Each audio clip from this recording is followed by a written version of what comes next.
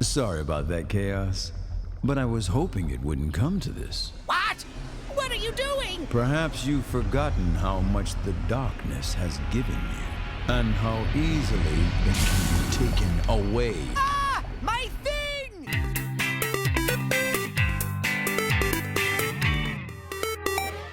Welcome to Family Gamer TV.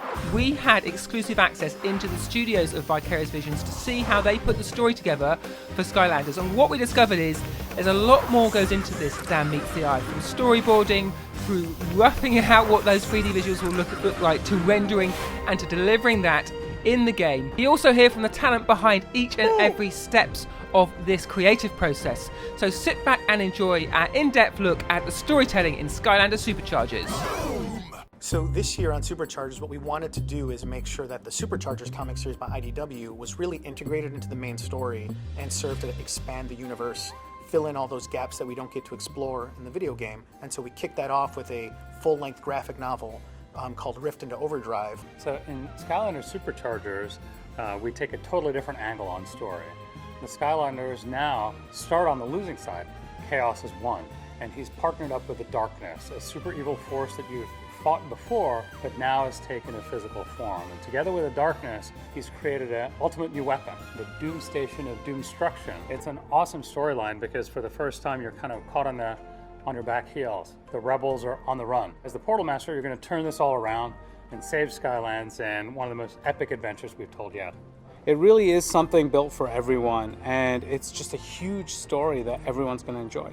So when we're starting the story, we'll take a gauge and everybody will contribute ideas like this would be really cool. And then we send those out to the team and our creative staff. And then from there, we just kind of get everyone to agree on 2 sentences. Because once you get everybody to agree on those 2 sentences, you can grow from there. You can expand out the story, expand out the acts.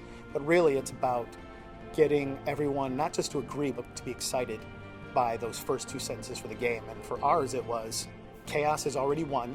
He has a machine that is tearing holes in the sky and is destroying skylines. So we sit down with the level designers and the other leads, and we want to talk about what are some of the things they want to do inside the game, and then how do we fit that into the overarching story. And that is a time for us to brainstorm and to see if everything is really working, how it's fitting, to ask all the questions that we really need to ask. And we break it down by act and say, okay, the first part of the game is this, the second part of this, and the third part is this, and then we start kind of marrying those 2 things together, getting everybody to sort of see the picture one step at a time. And then we just sort of work our way out and always checking in with the teams to make sure we're not stepping on each other's toes. We work through the scripts as we break them down. We start to visualize how these sequences are really going to come together. You never want story to overrun the gameplay, and then if gameplay is changing, you want to make sure it doesn't break something that we're already telling in the story. And so there's a lot of moving pieces over the course of the game that constantly change and update. And if objectives change and they all have VO attached to them, you always have to be ready to make adjustments, make sure they fit, and make sure that you're never breaking the overall story that you're telling. There's very, very close communication between the narrative team and the gameplay team, and that's one of the reasons that it's really important for us as a studio to have all of our work done in-house. You have to leave room for ideas and allow them to kind of grow organically, and as a writer or a narrative designer, you can't be rigid to your story. You have to allow it because it's everybody's experience. Each year as Chaos returns and he's wanting to conquer a different area of Skylands, just like the innovation of the game, the innovation of the narrative, we have to come up with a new way to tell that story, a new way to give him that certain struggle of how he wants to control Skylands and take over Skylands. The great thing about Chaos as a villain is that he's very relatable to our audience. Everybody gets Chaos. Everybody gets a villain who thinks they're the greatest and also, like we were saying earlier, wants to be loved and admired. For a kid's game, and Chaos being a villain in that kid's game, he acts like a kid. Chaos is cool because he's so uncool.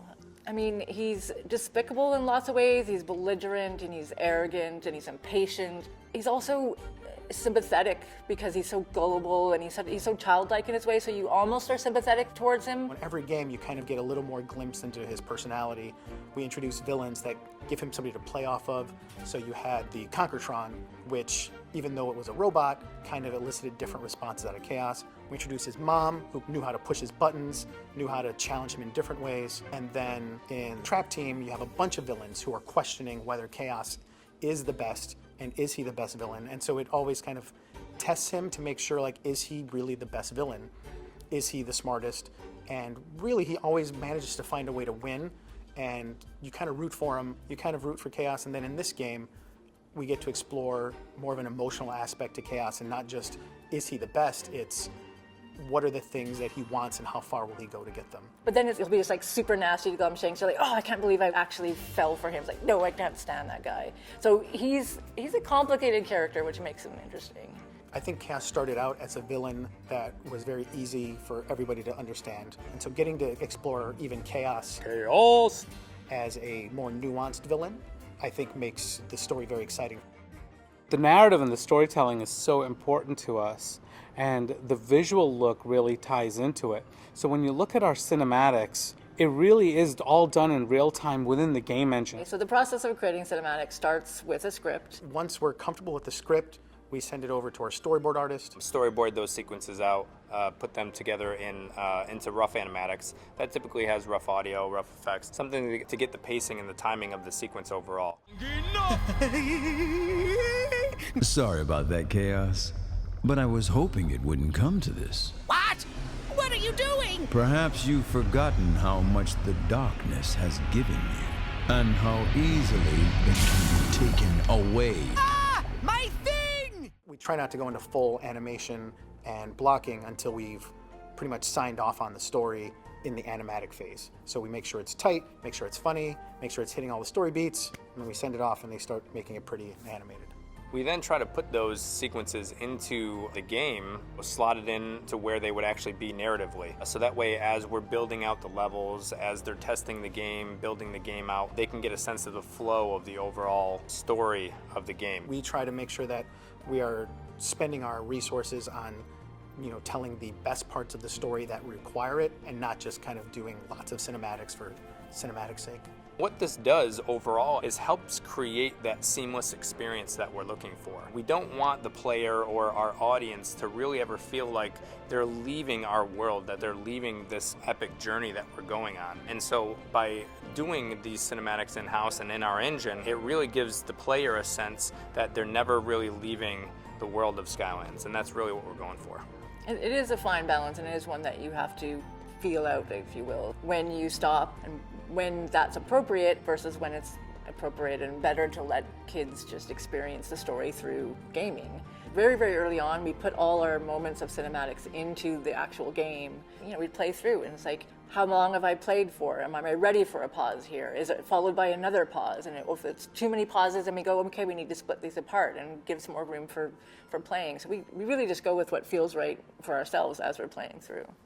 So in Superchargers, we were able to bring along some of these NPC characters like Flynn, Callie, and Hugo, and really tried to help develop their story arc throughout this narrative. Give them a little bit of creative depth to their character as well. And it was the first time we were able to take the NPCs and the other characters in the world and try to expand their emotional experience throughout the game, because they are feeling the actual threat more so than I think maybe we've done in the previous games. There's this really beautiful example in one of the cinematics where we cut to this vista, and the main characters, like it's Hugo and Flynn, Callie's there, and they look out and the world's just being torn apart, and Chaos is obviously winning. Hugo, throughout this journey in Skylands, he's always kind of had Eon there to help support him or help guide him, and we find him in a moment where he realizes that he's alone, where he doesn't have Eon to help him through this journey. No one knows where Eon is. You can't find him at this moment, and Hugo's just despondent. He's like, what are we gonna do? We're doomed. And it's Callie who comes in in just a really lovely sort of maternal almost way. She puts her arm on his shoulder, like, we're gonna get through this. And then Flynn, of course, comes in and does his funny moment just to sort of lighten everybody's moods. But yeah, we got this, he does his boom move. Boom! And that's just a really nice example of how the team really comes together, even emotionally, to get through this really dark, dark moment. One of my favorite moments is actually the opening sequence, because we turn a traditional opening sequence, which is the Eon talking and introducing the story, and we kind of turn that on its head. And you realize very, very quickly that it's Eon, but it's a statue of Eon, and it gets crushed by the statue of Chaos, and then it pulls out, and you realize the world as you know it is completely in chaos and completely being torn apart. And that's how we open the game. I'm pretty proud of that. My favorite moment in Superchargers is when they're almost finished building the Core of Light. They're just waiting for the last piece to like turn it into a weapon and fight the darkness. And Chaos shows up in the Sky Eater, and he just starts ripping the island apart. And it's really the first time, I think, in any game where you see all of the NPCs acting heroically to save each other and to save Skylands outside of the Skylanders. So Sharpfin and Callie and Mags are all holding on desperately to each other so they don't get pulled into the rift, even though the Core of Light's being destroyed. And I can't believe we pulled it off. Like, they did such an incredible job with that cinematic. Now let's... Oh no!